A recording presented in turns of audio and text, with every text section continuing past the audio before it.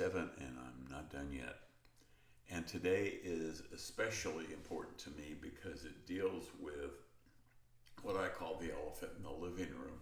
We all know what it's like to think about what the end of our life might be and how well did we plan for retirement, and are we afraid that the money is going to run out?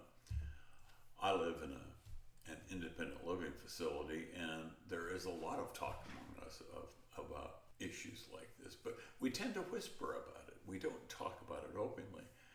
And some of these things, frankly, need to be shared quite openly with our children. So, with that said, let me dig into today's subject, and I'm going to call it, among other things, how well did we plan for retirement? The realities. And some subjects in this video are often ignored at our peril. Even between spouses or significant others, we're afraid to share some of our worries about aging. How can we talk to others, especially children and other close family members? So let's buckle up and have at it. Retirement, it's the phase of life many look forward to, but have you truly considered the real cost of stepping away from work, whether you retire at 65, 70, 75, or even 80? Your financial future depends on how well you prepare, but what happens when you don't have enough? What if your savings run out? What if you live longer than expected? Well, let's break down the reality of retirement and what we can do to prepare or navigate through retirement.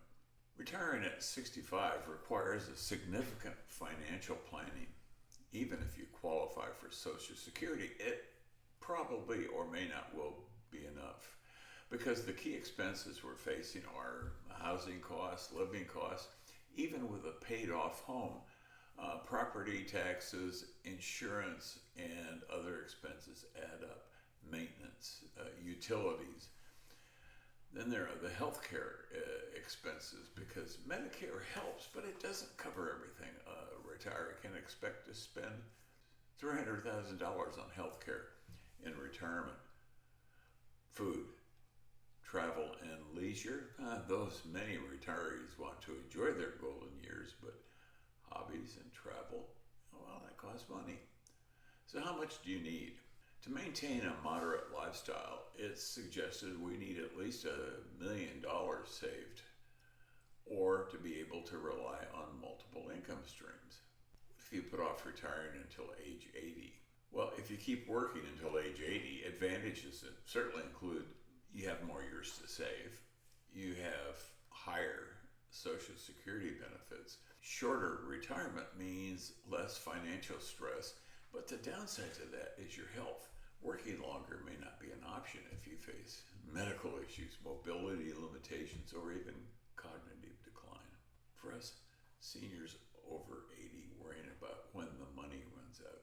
For those who outlive their savings, the consequences can be severe. And when savings dwindle, many seniors struggle with housing insecurity, food insecurity, rising medical costs, the ability to afford assisted living or home care. Well, let's take a look at some of those challenges. Housing for seniors over 80, for example. Where does one go? Imagine a senior being evicted, or moving in with a family, or looking for affordable housing. And one of the biggest concerns for low-income housing is where to live when they can't afford housing costs. Housing options without enough income may include low-income senior housing, if it's available. The HUD 202 program, which helps seniors find affordable apartments if they're able. And some states offer subsidized housing, but waiting lists are often long, and public housing and vouchers better not have even a small little criminal hint in your background, or you get closed out of that. The Housing Choice Voucher Program, Section 8, can help, but again, waiting list can take years. What about living with family? How many of us want to give up our independence and move back in with our children? And even for those of us that choose to do so, not everybody has that option. What about assisted living and Medicaid? Well, Medicaid may cover nursing home care, but doesn't always cover assisted living.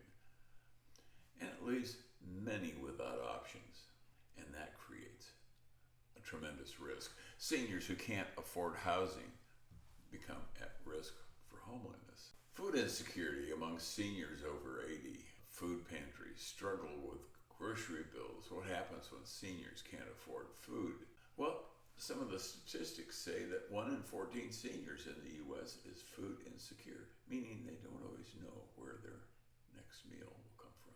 Programs can help. Supplemental nutrition assistant programs, formerly called food stamps, but only 42% of eligible seniors enroll for food stamps. Benefits range from $15 to $250 a month. Not enough for full groceries. And then there's always Meals on Wheels.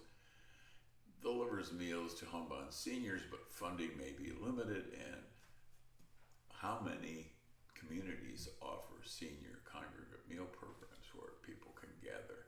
Which means that many rely on community centers and churches that offer free meals for seniors. The reality check is that some seniors, in fact many, skip meals. They eat low nutrition food or ration medications in order to afford groceries. Senior homelessness, I mentioned it above, it's a growing crisis. Imagine seniors sleeping in shelters, on park benches, in cars. And senior homelessness is reported to be rising. The number of homeless adults over 65 is expected to triple by 2030. Many seniors never expected to end up homeless, but rising costs force them out of their homes. The cause, well, like I mentioned, lack of affordable housing, outliving their retirement savings, high medical bills, no family support, so they face eviction and foreclosures. What about emergency shelters? Many don't cater to elderly needs. Transitional housing programs, focused shelters, some exist, but they're too few. Medicaid-funded nursing homes, again, but not everyone qualifies. And without intervention, many homeless seniors face serious health risk, even premature death. So, will the money run out? Is that the question in the back of our mind, that elephant in the living room that we don't want to talk about? How long will our money last? Well, there was that famous 4% rule that suggested we could draw 4% per year from our retirement assets and savings, but inflation and medical costs often make that unrealistic, and long-term care can drain savings fast.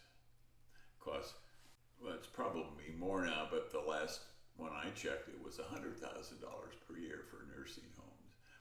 And without proper planning, many retirees outlive their savings. So how do you make savings last? Well, I said you could delay Social Security and for higher benefits. Consider low-cost living options before retirement, moving in with family, a roommate. But a lot of us that have lived independent lives, man, we cringe at the thought of that. How many of us plan for long-term care insurance? And when we started paying, would it really pay out when we needed it? And then there's the cost of healthcare after 80. Imagine a senior in a hospital looking at a large medical bill, because after 80, medical expenses skyrocket. Assisted living, $4,500 per month, probably more. Nursing homes, $8,000 a month. Medicare doesn't cover long-term care. Medicaid may help, but only if you've exhausted most assets. Estate planning, protecting what's left, often the elephant in the living room. The lucky people that had their estates planned still might not be aware of the impact the end of their life is going to have on their children. Many of us saved what we could, but is it enough? tried to live by the rule of thumb that I live within my income, whatever that is. So when I retired, we knew right away, as my wife and I were planning our retirement years, that we were not going to be able to do a lot of things that we would like to do. We had friends taking cruises and going places, and we enjoyed one spectacular cruise. It's a memory of a lifetime. And we've traveled, but often we're left at the end sitting with lawyers as we draft wills and trusts. If you don't have a plan, your estate could go through probate, costing your heirs money. Wills and trusts protect assets and avoid disputes. And power of attorney allows someone to handle finances if you become incapacitated. And some people plan, and that includes me, I've covered my end-of-life funeral and end-of-life costs so that it doesn't become a burden on anybody else. But if we take a look at even the cost of dying, a funeral can be overwhelming. Burial and funeral costs can range anywhere from $7,000 to $12,000.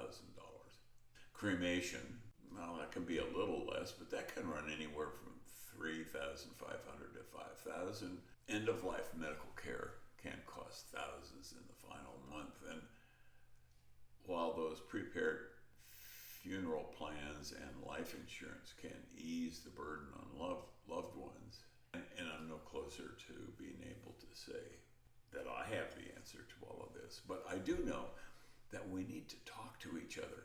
We need to talk to somebody. We need to get it out in the open and talk about this so that we're not caught by surprise. Because shouldn't retirement be a time of peace, not panic or fear? But without a plan, seniors struggle to survive. Between 30 or 60 was the best time to prepare. But many of us in that middle, lower middle, and below, we spent a lot of our money on day-to-day expenses without the ability to grow a handsome stock portfolio. So I'll end up by asking you, what was your retirement plan? How's it working for you?